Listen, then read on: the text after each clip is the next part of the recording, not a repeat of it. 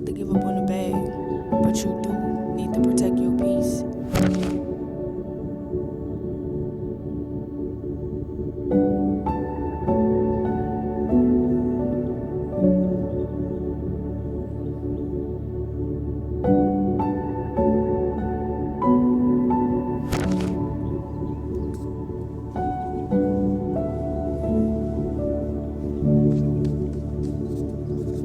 What's poppin', y'all?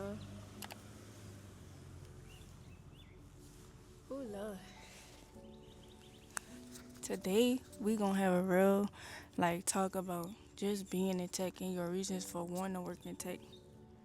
A lot of people get into tech for different reasons, want to get into tech for different reasons, and today we're gonna specifically talk about the financial aspect of it and the actual reality of what comes with getting that financial benefit from actually working in tech. So I know a lot of y'all want to get into it for the lifestyle, the fact that you made it, or you have this particular mindset of if you get this 6 figure salary, you're gonna be successful.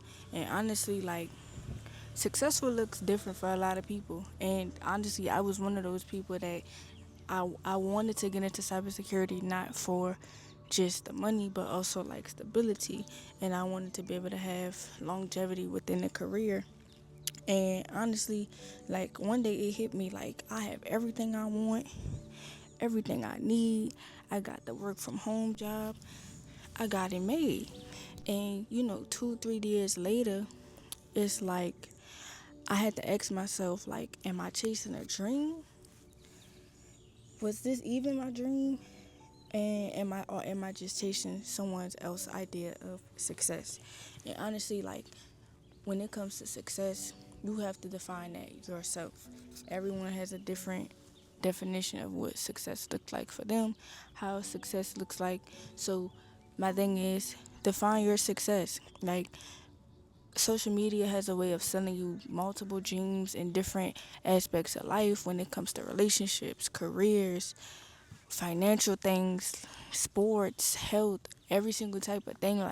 Social media sells us these types of dreams that look different for everyone. So I got my notes out because I needed to make sure I hit everything on this one. So on social media, like I was saying, there's so much hype online about 6 figure salaries, the remote life, flexible hours, learning the code or getting the cybersecurity in 6 months. And that's not the average.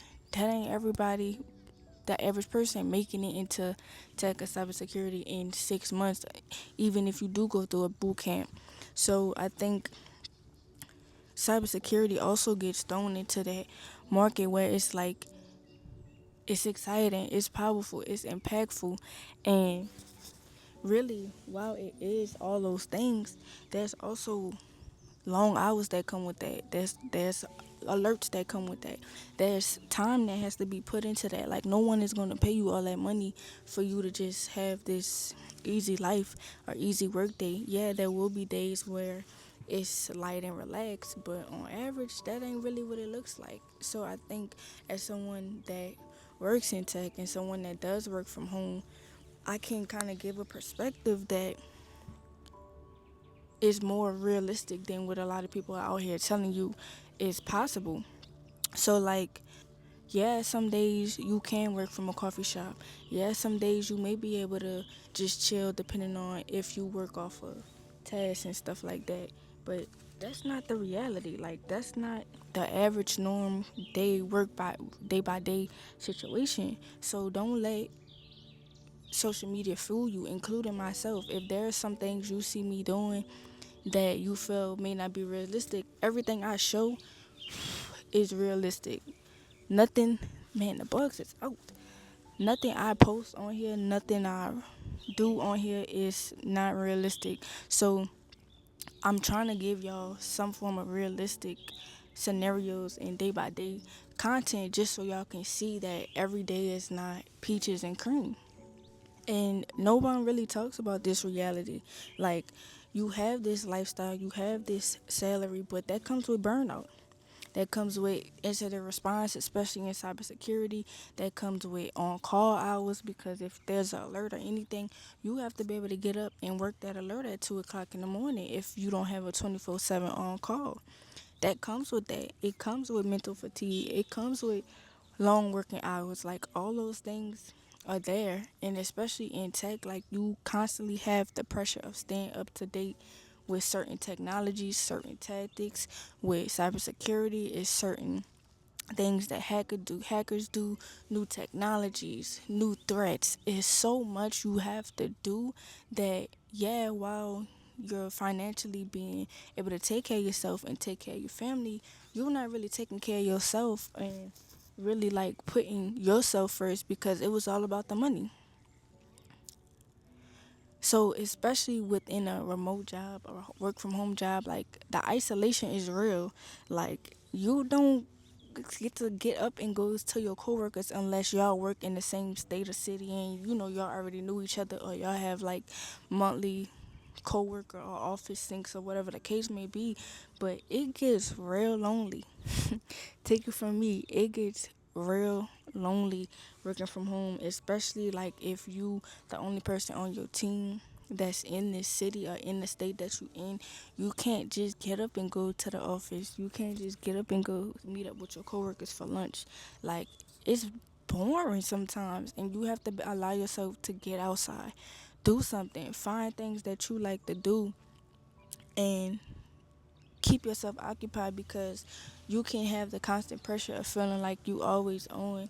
You always have to get up and work this alert, get up and do this, get up and look here. But you have to allow yourself to remove yourself from the situation. You don't want to lose your identity outside of your title. You don't want to do that. And I feel like most people try to find ways to stay preoccupied with themselves. They may get into working out. They may find a hobby that they enjoy. They may do gaming. Find what works for you so you don't lose your identity in this space.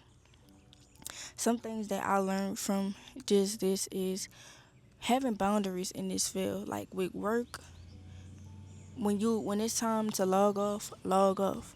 When it's time to shut the computer off for lunch, shut it off. Like allow yourself to have time. Create a boundary for yourself. When it comes to people and like friends and stuff like that, some days it could be emotionally draining when you had a long day full of a ton of alerts, a ton of tickets, and you just are mentally fatigued. And sometimes you need to just have that social interaction with your friends because it's needed. That can be what lifts you up out that space. Talk to your friends, talk to your village, and get that support that you need. Number two that I learned, success has to be defined beyond money or a job title, meaning that success is not money. Money is not success. Just because you have money does not make you successful. Just because you have that job title also doesn't mean that you are successful. What does success look like for you, and define your definition of success? If success is being able to take care of your family, that's success for you. Let that be your definition of success, not what somebody else defines as success. And also, one other thing I will say, the third thing is reconnect with what makes you outside of tech, outside of cybersecurity, whatever that may be, whether it's health and wellness, creativity, sports, gaming, shooting, tennis, whatever that case may be. Allow yourself to reconnect with that. Me personally, like I used to love swimming. I used to swim as a child, and one of the things that I've loved and love to kind of get into is just getting into nature, getting back in the pool, doing new things that may interest me. Cause I love to be active, but there's so many things I haven't done. So allowing myself to get out the house on lunch or get out the house after I log off and just go outside, do the things I like to do, and just connect with my community. And I have a quote that I wrote down. You don't have to give up on the bag, but you do need to protect your peace. I'm going to say it again. You don't have to give up on the bag, but you do need to protect your peace. Because the money means nothing if you hate waking up every day. If you dread waking up every day, the financial benefit means nothing. It means nothing. So with that being said, I'm gonna end the video here because the bugs is tearing me up. With that being said, if you're in a space where you're trying to get into cybersecurity, just make sure you're building a life you don't need to escape from. Build a life that you want to have forever and have growth within that life.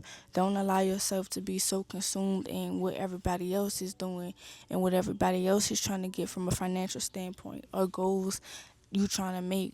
Do what you want to do. Accomplish your goals and not goals that somebody else told you to accomplish or you should accomplish. It's still love yourself when you do it, whatever that looks like. So I'm gonna end this here. If y'all enjoyed this video, if y'all stuck around to the end, I appreciate y'all. Go ahead and hit that subscribe button, hit that like button, and I'll see y'all for the next one.